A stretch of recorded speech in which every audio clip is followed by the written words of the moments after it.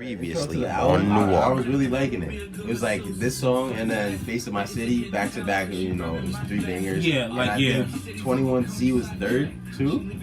So 21C was third. So those were 1, 2, 3. Like going. Like, that's a solid line. For me, that was a fantastic way to start. You guys, welcome back to our channel. We're on the air. Episode number 13 coming at you right now. What we got going today, Jay? Right now, we're going to talk about how the MLB just introduced the Negro League stats. You know, officially adding all the players, you know, from the Negro Leagues, and you know, being 2 black players. I thought that was one of the dopest things in the world. For sure. So Malik, as being a black baseball player, you played throughout your whole life. You know, it's part of you. It's part of like your story. How do you feel that we're represented in the MLB? How do you feel like, you know, before the stats have been added, how did you feel like we were represented before? I felt like we were represented far and few between. Of course, you know, there's the superstars, the black superstars, like you may know, like Mookie Betts from the Dodgers, Tim Anderson from the White Sox. And those are all like popular guys, but it's great to see it'd be great to see like role players as black athletes. Role players, the superstars, everybody. But it's little to none. Like right now, what is it? I believe it's 7.8. Yeah, 7.8%. 7.8% of Major Leagues. Less than 10% is African American, and I'm sure the numbers has been declining as the years go on. Well, why do you think that is? Why do you think less and less people, African Americans, are playing baseball? I think baseball isn't as popular because it's not as flashy, I guess. Okay. Sometimes like you don't see the swag, or I wouldn't even say that because we definitely had swag on the field, but a lot of players don't see that. They see it in football and basketball. Like those are more like high-paced, fast-paced games where, like, I feel like in basketball, like if you mess up, you have a chance to redeem yourself right away, like instantly. Like you get your shot blocked, you can go back and then like block their shot. In baseball, you strike out or you strike somebody out. You have to wait, and you got to think about the next time. Like there's really a time of gap where you're not doing anything in baseball. So it's crazy. Like people underestimate that, the mental side of the game. Like the reason why there's less and less people are starting to play baseball, not even just African Americans. Yes, African Americans, but kids in the younger generation, is because I feel MLB is failing the younger generation. Their publicity and how they get out the word for MLB is so old. Everything now is on TikTok. Everything now is on 30 seconds or less. You have to be able to promote your best players quickly in the culture we're in. And MLB is failing at that. One of the best dudes I know who talks about it is the reigning Cy Young, Trevor Bauer. He has so many videos on how MLB is failing us. He's on Twitch, he's on YouTube, he's all over the place, he's interactive. Yeah, that's how MLB needs to be. Or Bauer, just shout out to him. You know, he's definitely dope on Twitter as well. And he's definitely a good guy, and he performs in the field too. You know, he just won the Cy Young. Yeah, like I mean, besides prior to that though, he's been a staple in one of the games. He's always been a hot name. So like, you know, shout out to him for winning the Cy Young. Right? You know, it's good to see, you know, a popular player doing more in the visual aspect of baseball. And I also feel like MLB allows their players to let their emotions out. Like the Players Weekend, they can have the stuff on the jersey, they can have depending on this type of cleats, but they should have that more often. Kids these days, growing up, need to see that. For some reason, it needs to be flashy, it needs to be fun, it needs to be popping, it needs to have that type of energy. If it doesn't have that energy, they're not going to go out and play. They're attracting all types of people, not just the people who sit down and sit down for 3 hours. Come on, who doesn't want to be LeBron James? So Jay, being that you played baseball, Little League, high school, college, travel ball, all of that, right? All that. How long did it take you to get used to being maybe the 2 or 3 black kids on your team? How long did it take you to get used to that? That's a good question. Honestly, it was one of those things that, like, I feel like you didn't notice until someone brought it up.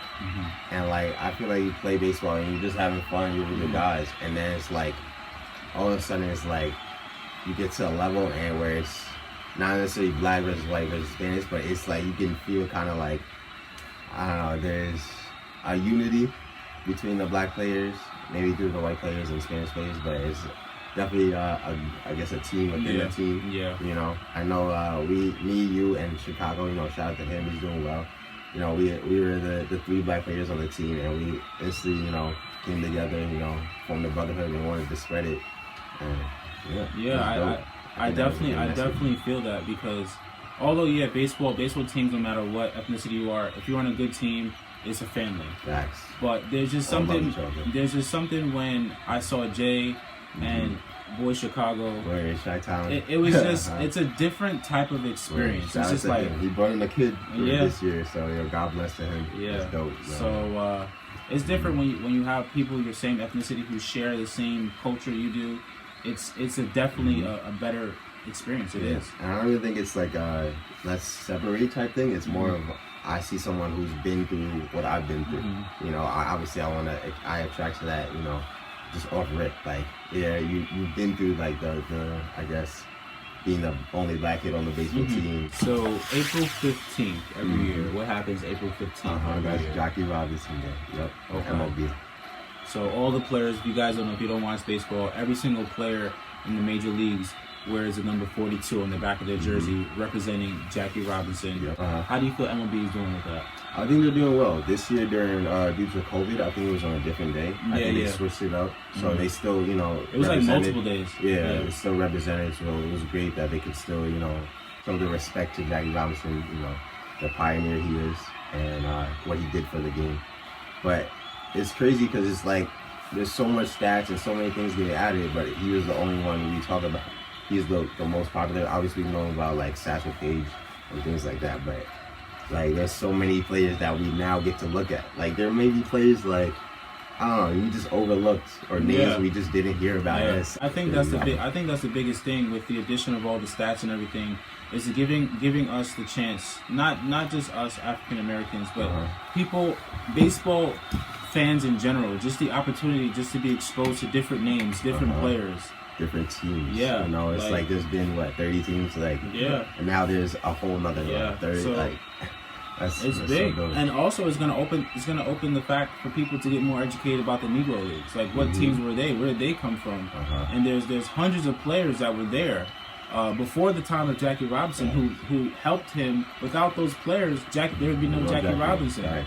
So we have to pay homage to those players, and now we can actually pay homage to them because we have a chance to know who they are. Like with the stats, like there may be a kid, you know, is in Little League right now that their favorite player could be from the Negro Leagues now, because now that he has access to all that information. Like there could be imagine like a 10-year-old kid like, oh, all the MLB Negro Leagues is in the MLB now, all the stats. Like let me just like a kid who's maybe not the best player, he might be more into research. Like he may find a favorite player right now and just go crazy, like, and just be inspired to keep playing baseball, keep being a statistician. Like you never know. Like this is just way beyond than what just adding stats.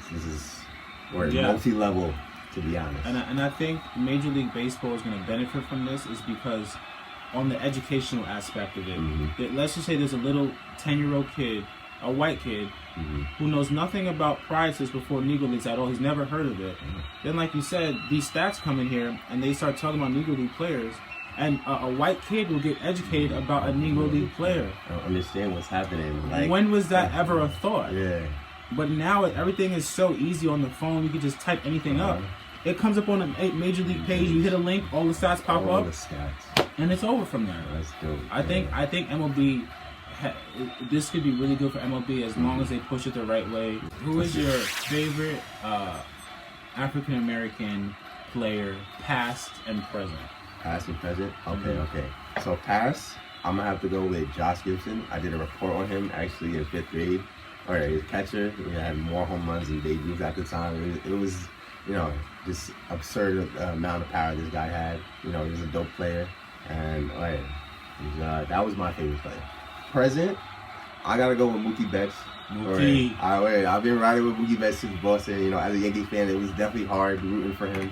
Every time we play the Yankees, I'm like, nah, you gotta strike out. But if you play somebody else, you can go for four bombs, and we celebrating. So you know, Mookie's definitely a dope player. He brings, you know, the energy, the swag. Oh my goodness. Swag.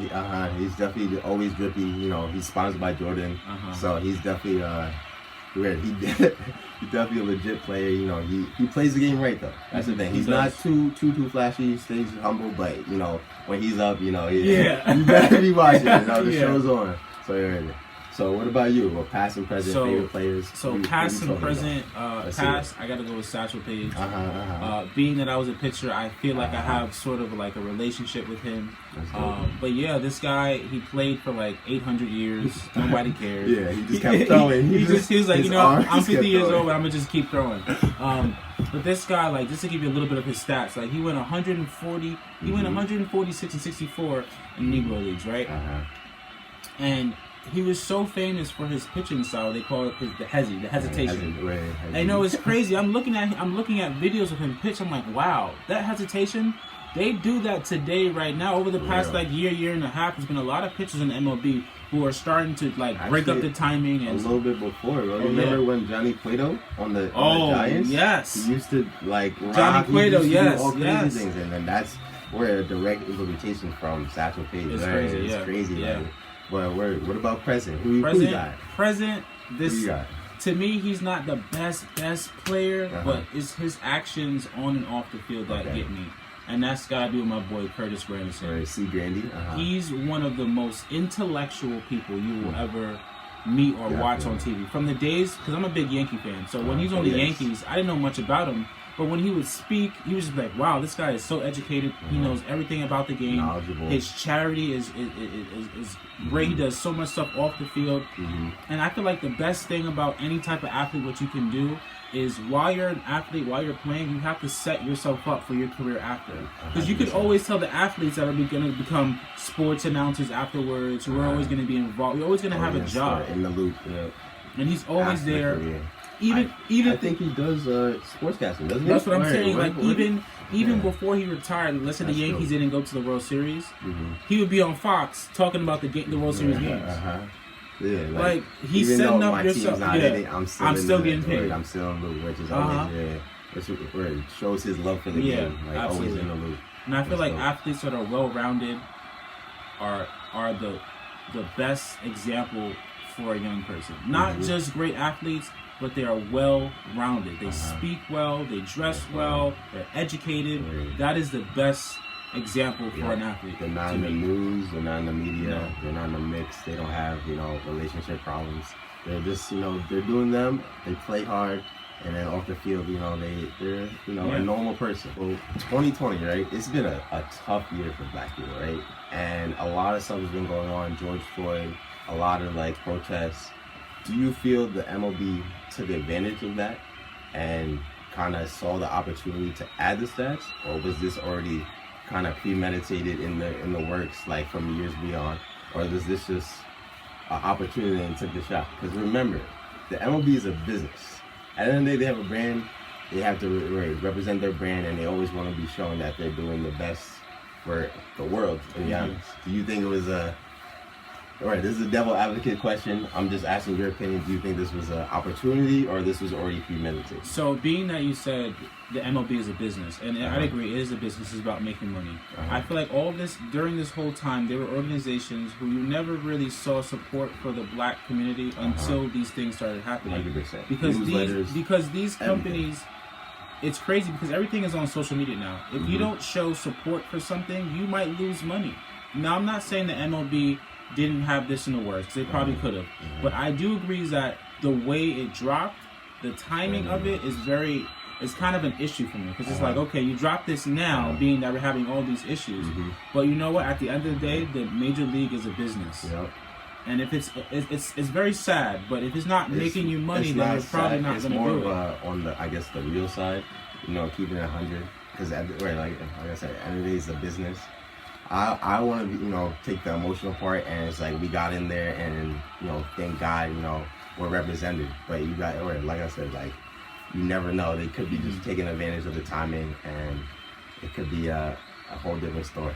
No, I do believe it's a business move, but like you said, you have to be grateful. Like even 100%. Though it seems to be a business type of move, I want to see this bring more black athletes to playing baseball. Definitely.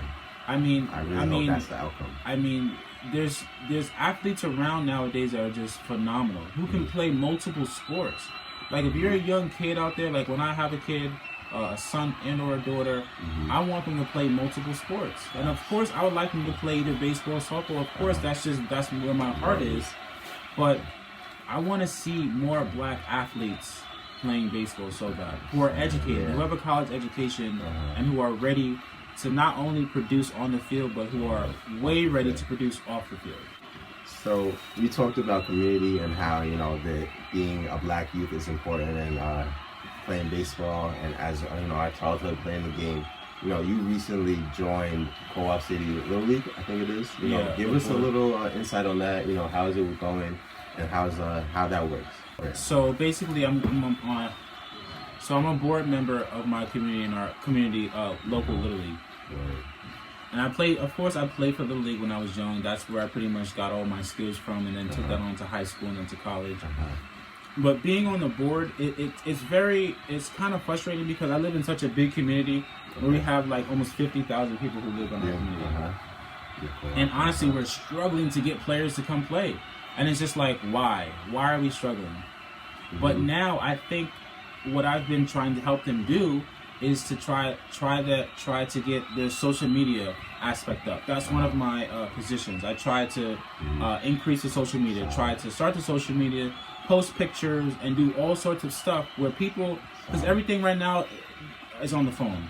So you need to have something where it's on the phone. Because before they would do advertisements in the newspaper. That's great. For parents, that's great because they're reading the newspaper, they're doing it. Oh, let's sign my son up for this. Let's sign up my daughter for this. Or like a flyer. It's great. But when a kid comes to the parent and says, I want this, that parent is going to be more inclined to get it than, the parent saying to the child, oh, you should do this. The kid's like, I want to play basketball. I want to be like LeBron. I want to play football. I want to do stuff that's more exciting. But if a kid sees something on the phone that looks exciting and fun, and the kids are his same age, or kids looks like him, he's going to be like, I want to do that. Yeah, that's what I want to do. I want to do that. I don't know if you remember, we went to see Black Panther. And then there was so much out, like crazy, like viral videos, and there's two black kids like, oh, I'm this one. Yeah, this representation of the black community, you know, it's just, it's glad to see that we're finally in this baseball, and I'm so glad that you're a part of that community. You know, you about to reach some talent, bro, and it's about to be lit. You know, you may see future draft picks from Co-op City, maybe 2035. You know, thank you for tuning in. You know, this video is about near and dear to our hearts because we are involved heavily into the game, you know, our life, and it's going to be heavily in our future as well. You know, thank you for tuning in once again. You know, episode 13. You got any closing statements, Malik? You know what? I show nothing but love and appreciation for whoever's watching this. You know, we're really putting our time and effort into this. And like I said, this topic is very near and dear to us, as you can see. But just thank you for watching. We have a whole bunch of content coming up. 2021 is going to be big for us. Stay tuned. Keep watching. Season 2. Watch us. And track us too. We're gonna go big places. Yep, thank you. We really do appreciate it. Thank you once again. And let's end it. Episode 13, and that is a wrap.